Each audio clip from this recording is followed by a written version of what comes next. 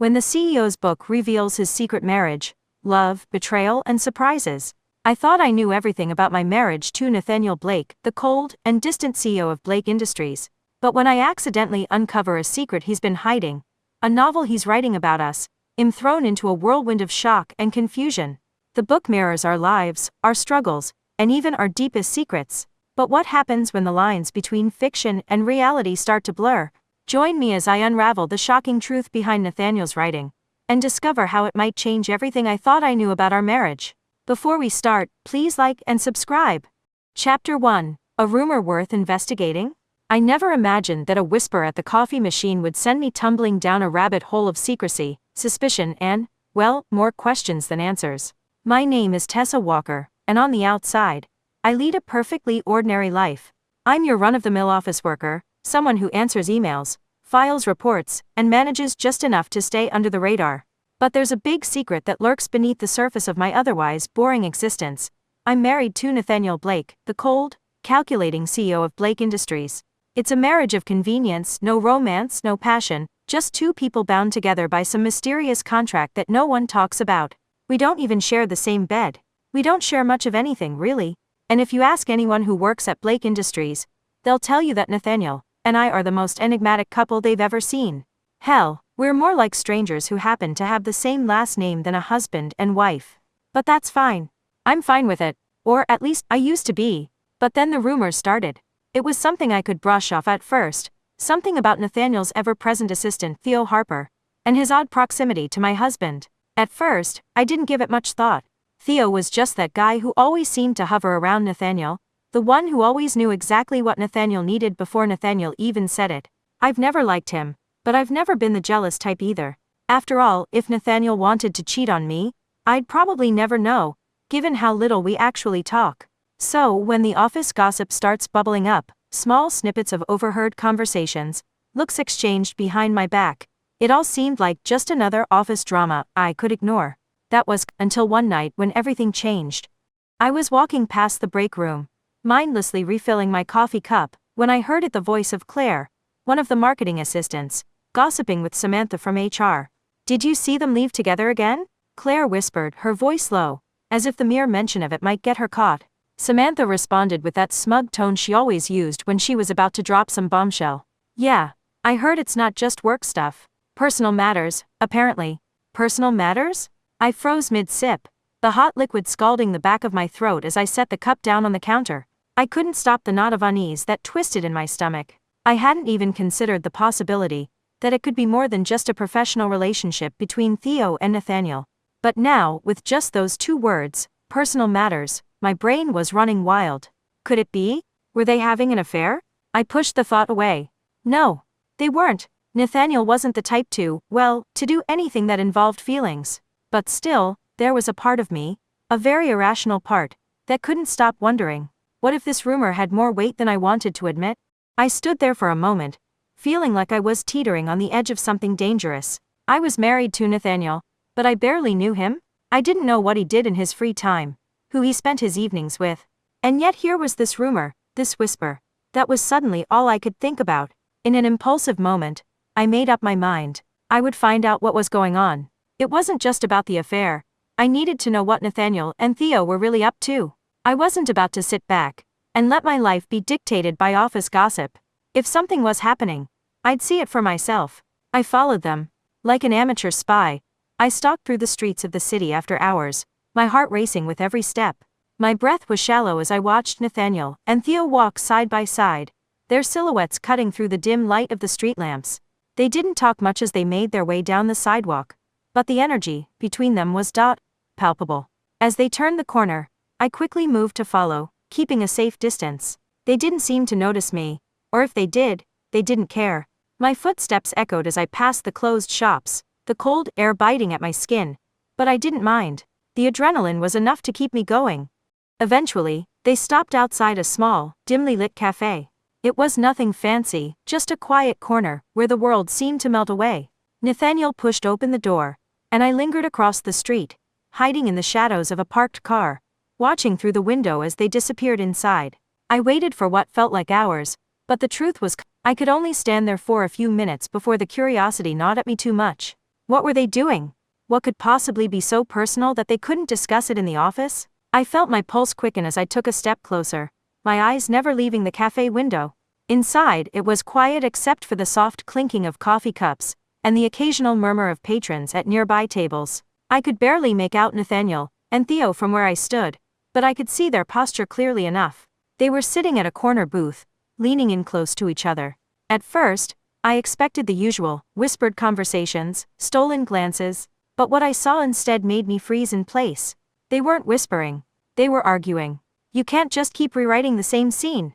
Theo snapped, his face flushed with frustration. He was holding a thick manuscript in his hands, flipping through the pages with a fierceness that caught me off guard. I can, Nathaniel responded, his voice low, but sharp, the kind of tone I recognized immediately as his "don't challenge me" tone. This is my story. It's my book. A book? What?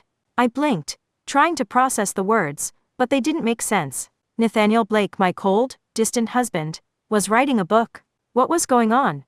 Why had I never known about this? I stood there in stunned silence, barely aware of the passing moments. As they continued to argue, my mind raced. A book? Was it some kind of corporate memoir? A fictionalized account of his rise to power? Maybe a business book? But no. They were fighting over plot points. They were arguing about a story, about characters, about writing.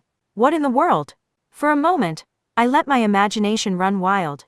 Was it a romance novel? Something dark, something intense, where Nathaniel played the brooding hero and Theo, what? The villain. The secret lover. My stomach twisted. The idea of them together in that way sent a strange, uncomfortable feeling through me. But I couldn't shake the thought. What was this book? And more importantly, why hadn't I known about it?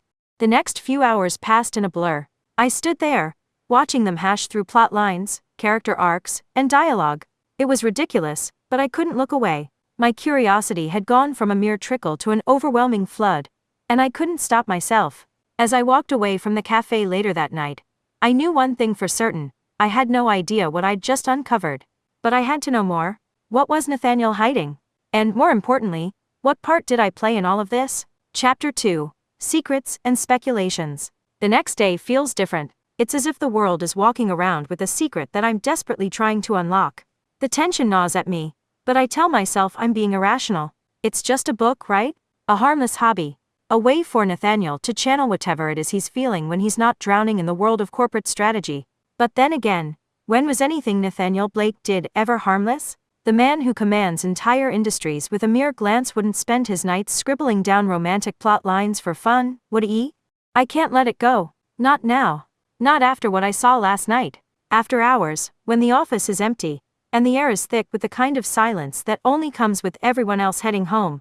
I make my move. The security guard at the front desk barely looks up as I walk past, my heels clicking quietly on the marble floor. I'm not supposed to be here after hours, but the thought doesn't even cross my mind. I'm too focused on one thing, Nathaniel's office. It's strange how everything feels different when you're hunting for something you're not supposed to find. The hallways that are usually bustling with colleagues and assistants now feel like they're closing in on me. I move quickly, my heart pounding as I approach his office door. For a split second, I hesitate. Maybe I shouldn't be doing this. What if I'm just overthinking things? But then I remember last night. Those heated words, the manuscript in Theo's hands, Nathaniel's icy gaze as he told Theo that this was his story. I need to know what Nathaniel is hiding. More than anything, I need to know why I'm not a part of whatever this is. The door to his office is locked, but I have the spare keycard that I've never had a real reason to use. I slide it through the reader, and the click of the door unlocking echoes louder than I'd like. I step inside, trying to shake off the sense of violation. This room has always been his sanctuary, his fortress of control. But now I'm here, invading that control, desperate for answers. The office is just as cold as I remember it, sleek, sterile, with nothing personal to speak of. It's the kind of place where you expect power, not warmth. His desk is stacked with documents, spreadsheets, and reports, just another day in the life of the man who runs Blake Industries. But my eyes aren't drawn to the papers. They're drawn to the flash drive peeking out from under a pile of documents, as if it's daring me to notice it. The Silent Bond. The title is in bold, pristine lettering on the cover of the flash drive. I feel a rush of anticipation and dread in equal measure. I have no idea what's on this drive, but something tells me I'm about to find out. My hands are shaking as I reach for it. I don't even know what I expect to see. But I know I can't leave without answers. I plug the drive into Nathaniel's computer, my pulse racing as I open the files. At first, there's nothing unusual, just the normal directory structure of a typical file system. But then I click on the first file that catches my eye, the Silent Bond, Draft 1. What happens next is like an explosion in my mind. The screen fills with words, paragraphs, chapters, and they all feel too familiar. The plot centers around a secret office romance between a socially awkward woman, me, and a stoic, distant CEO, Nathaniel. As I skim through the pages, I can't breathe. The heroine is unsure of herself, constantly questioning her worth, and she's deeply suspicious when she sees her CEO with another woman. It's like reading an excerpt of my life, twisted into the form of fiction. The kind of fiction I never agreed to be a part of. I read on, my breath catching in my throat. The story goes on to reveal that the CEO's assistant, Theo, of course, isn't just an assistant at all. He's a secret partner, and the marriage between the CEO and the heroine isn't as it seems. It's an open secret? An open secret? My fingers tremble on the keys as I scroll. I should stop, but my mind is racing.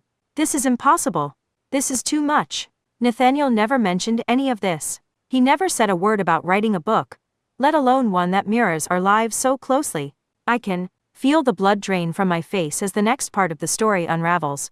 The heroine is torn between confronting her husband about their marriage or pretending everything is fine, until, of course, she uncovers the truth about his feelings for the assistant. I don't know what's worse, the fact that the plot seems to follow my life so closely, or the unsettling realization that Nathaniel knows so much about me. Details only he could know. And they're all in here. The fight we had last week about the presentation. It's in the book. That awkward silence at dinner when I almost asked him if he loved me. It's in the book. The way I've been feeling, like a stranger in my own marriage, constantly questioning my place in Nathaniel's life. It's all there. I gasp, leaning back in the chair, as if the force of the revelation could knock the air out of my lungs. Is this what Nathaniel has been thinking about? Is this what he's been feeling? His thoughts, his emotions, his desires, they're all poured out into these pages?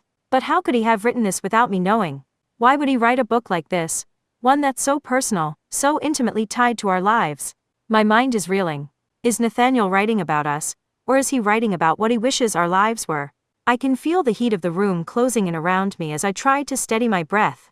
My mind races, trying to piece this together. Is this some kind of twisted confession?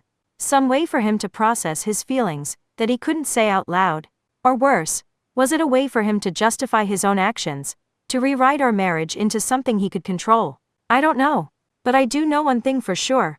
I can't just walk away from this. I can't pretend I didn't see it, didn't read it. There are too many unanswered questions, too many things I need to understand.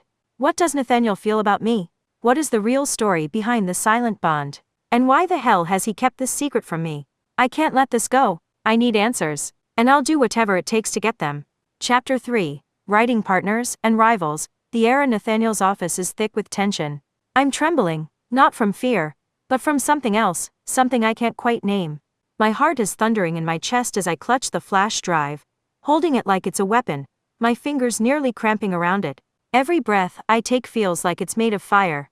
I've already convinced myself I'll burst into flames if I don't confront him now. What the hell is this? I demand, my voice much sharper than I expect. I can't even look at him as I slam the flash drive down on his desk. It's like I'm challenging him to deny it, to lie to me, to twist everything around so I don't have to face the terrifying reality of what I've discovered. Nathaniel doesn't even flinch. He doesn't look shocked. He doesn't look guilty. No, his eyes flicker with something far more infuriating: amusement. You were snooping, huh? He says, his lips curling into a smirk that makes my stomach twist with frustration. I glare at him, refusing to be distracted by his smug little expression. Don't change the subject. What is this? I wave my hand over the flash drive as if it's a live grenade about to explode in his face. His gaze never leaves mine as he leans back in his chair, completely unbothered. He exhales slowly, his expression unreadable. It's my novel. I'm a writer, Tessa. A best-selling one at that. He pauses for a beat, clearly enjoying the stunned silence that hangs in the air between us. And as for Theo, he's my editor, not my, whatever you think he is. Theo? Editor? It's as if the words don't fit together in my brain. I blink, momentarily speechless. Wait, Theo? Your editor? I can't hide the disbelief in my voice, the rush of questions that flood my mind. Theo? That Theo? The one who's always at Nathaniel's side, who knows every little thing about the company, and, apparently, about Nathaniel's secret life. Nathaniel shrugs, the nonchalance in his posture as unnerving as it is maddening. Yeah, he's good with words. I'm not. He gives a lazy half smile, as though we're discussing the weather instead of the fact that my entire life seems to be written in fiction. He's just helping with some edits. I stare at him, my mind churning with a cocktail of emotions, confusion, betrayal, disbelief. I can't process it all. I want to scream at him. I want to demand why he's never told me about this side of him. Why has he kept it hidden all this time?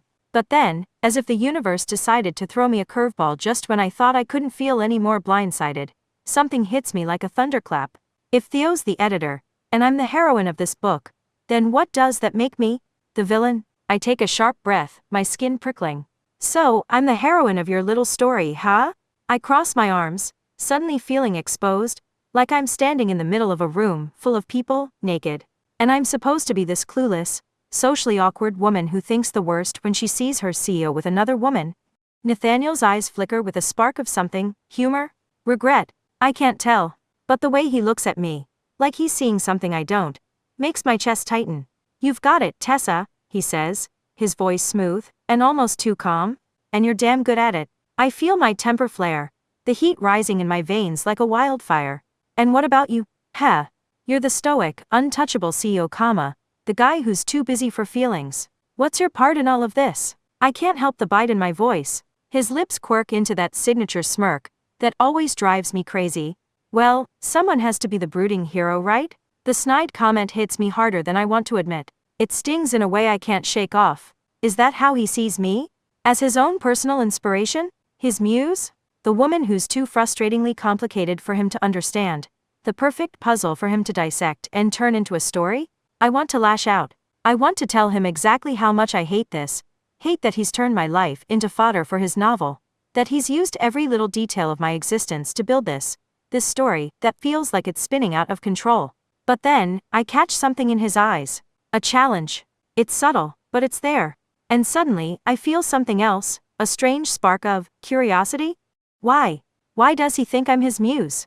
Why does he keep me in the shadows of his life, only to turn around and make me the star of his book? I take a step closer to him, my mind already racing through a dozen thoughts at once. Fine, I say, the words coming out before I can think better of them. If you want me to be your muse, then let's make this interesting. I'll help you with your writing, and I'll fix this disaster of a plot. Nathaniel's eyes narrow slightly, and for a second, I think I've crossed a line, maybe gone too far. But then he leans forward, his gaze never leaving mine, and that damn smirk returns. You're on then? His voice is low, almost a whisper, as though we are negotiating something far more important than fiction. I'll make you an offer. He raises an eyebrow, his tone turning a little more serious, the air between us crackling with tension. We'll work together, but if you're as good at writing as you think you are, you'll have to prove it. My heart skips a beat at the challenge in his voice. For the first time in a long while, I feel a sense of purpose surge through me. It's not just about the book. It's not just about the manuscript. It's about me, about us, and the idea that maybe, just maybe, I can get him to stop treating me like some enigma to be solved. I stand taller, my frustration mixing with something else now, a quiet, dangerous detonation. You want to play this game? I say, my voice steady, my confidence growing with every word. I'll show you what I'm capable of. Nathaniel doesn't say a word. Instead, he holds my gaze for a moment longer than necessary, his lips curling into a knowing smile. It's a challenge. But this time, I'm not backing down. We're writing this story together. And I'm going to make sure I get the ending I deserve. Chapter 4, The Big Twist. The writing sessions are nothing short of chaos. I knew it would be challenging. I mean, how could it not be? I'm sitting at Nathaniel Blake's desk, my hands trembling with every keystroke, while the man himself hovers over me, his sharp gaze not missing a single mistake. He's ruthless, relentless, a perfectionist in ways I've only seen from him in the boardroom. But this is different. This is personal. And it makes the pressure 10 times worse. Every time I get a sentence right, every time I match his pacing, I can feel his gaze on me, heavy and intense. I never know if he's silently approving, or if I'm just a few words away from a scathing critique. I can't decide which is more nerve-wracking, the constant flow of his razor-sharp critiques, or the unsettling way he watches me as I try to keep up. But the more we write, the more unsettling it becomes. At first, I thought it was a coincidence. Maybe, just maybe, Nathaniel was drawing inspiration from the world around him, pulling little pieces from his own experiences, but keeping things mostly fictional. But soon enough, I start recognizing the scenes, the conversations, our moments. The time we fought about my 2 ambitious career plans? It's in there, word for word. The way we dance around topics we never seem to address. It's there too. And then, the smallest things. The way he watches me when I get frustrated. The way I avoid certain questions. The way he shuts me out when things get too deep. Those moments are in his characters' lives now, playing out on the page. I'm not sure how I should feel. Should I be flattered that I'm his muse, the inspiration for these complex, raw characters? Or should I be terrified? Because let's face it, if these characters are based on us, then this story is starting to feel like something a little too close to reality. I start finding myself drawn into the manuscript in a way that feels uncomfortable. A line blurs, and I don't know where his fictional characters end, and my real-life counterpart begins. And then, I find it. I'm flipping through Nathaniel's drafts one night. No surprise there. He's given me the job of editing the book now. But it's a bit of a ruse, isn't it? I'm just snooping for the next clue, the next piece of the puzzle that's been nagging at me since day one. And then, I find an outline. The next book. Set at Blake Industries. The words jump off the page, each one more horrifying than the last. The antagonist? A nosy employee who just won't stop poking around. My stomach drops. I stand frozen for a moment, the realization crashing over me like a freight train. I'm the antagonist. I am the employee who's been sticking her nose where it doesn't belong. This isn't just fiction. This isn't just Nathaniel using his words to play out some wild fantasy. This is his way of dealing with me. With us. With everything. I don't even hesitate. I storm into his office, the manuscript clutched tightly in my hands. Nathaniel is at his desk, looking entirely too calm as I burst in, his dark eyes lifting just enough to acknowledge me. This is it? You're writing about me? I yell, my voice shaking with a mix of anger and confusion. He chuckles, actually chuckles. Chuckles. He doesn't even seem fazed. Of course I am. How else am I supposed to deal with you? The words hit me like a slap to the face. I'm speechless for a second, my chest tightening with a combination of disbelief and fury. This is not funny, Nathaniel. I snap, shaking the draft in front of him, hoping it's enough to make him realize just how wrong this all is. But Nathaniel doesn't respond with a joke. His expression softens, just a little. The corners of his mouth drop slightly, and his eyes. They're different now. Not cold. Not calculating. Tessa, he begins, his voice quieter than before, more vulnerable. I've been writing about us since the day we got married. This is my way of understanding, well, everything. My heart stutters in my chest. Everything? The words hang in the air, heavy with meaning. I stare at him, my brain reeling from the revelation. This entire time, this entire book, it was never about me being some random character in a story. It was about Nathaniel trying to make sense of our marriage, trying to make sense of a relationship that never quite fit into the tidy boxes he's used to. It's his way of processing the feelings he's been keeping hidden all these years. I feel a rush of emotions, anger, confusion, sadness, but, oddly enough, something else. Something softer, more fragile. I've spent so long wondering why Nathaniel, and I have never truly connected, never fully bridged the gap between us. I've been questioning every moment we've shared, analyzing every cold interaction. But in that one moment, I realized just how wrong I've been. Maybe I've been blind to his feelings. Maybe, just maybe, he's been trying to tell me something this entire time. Through his writing. Through us. The realization settles in like a stone in my chest. All this time, all the hurt and the coldness, had been him grappling with his own way of loving me. I take a deep breath. So, what happens now? I ask, my voice small, hesitant. Nathaniel doesn't answer right away. Instead, he watches me, the weight of the moment hanging between us. And then, slowly, he nods toward the manuscript. Help me finish it, he says quietly. Let's write the ending together. Our ending. His words feel like an olive branch, a fragile attempt at something more than just the cold, distant partnership we've lived through all this time. It's not perfect. Hell, it's not even close to perfect. But for the first time it feels real. We work late into the night. Our fingers brush over the keyboard, our thoughts merging in ways I never thought possible. There's a connection between us now, something deeper than anything we've had before. Every sentence feels like it's a step toward healing, a step toward understanding. And by the time we finish, I know that the story we've written is ours in more ways than one. When the book is ready for launch, it feels like we're both holding our breath. We've made it. The manuscript is real, it's finished, and now we face the world. At the launch party, Theo teases me relentlessly, calling me the true author behind the book. I laugh, my cheeks flushing as I play along with his jokes, but my heart is somewhere else. It's in Nathaniel's eyes, which are locked on me from across the room. When he finally steps up to the microphone, I expect the usual polished CEO speech, but instead, he surprises me with something more personal, more vulnerable than I ever thought he could be. To the one person who never stops surprising me, he says, his voice steady but filled with emotion, Tessa. My breath catches in my throat. I can barely hold it together. I try to take a sip of champagne, but I almost choke on it. To me? Back at home, after the party winds down, Nathaniel hands me a small, leather-bound notebook.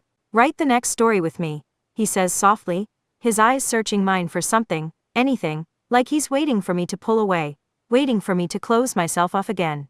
But I don't. I smile, my heart swelling with something I didn't think was possible.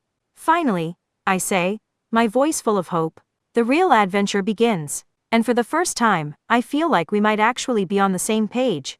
Story ends? Which moment in the story made you think, wait, that's me? Share the scene or character you most related to, and let's talk about it.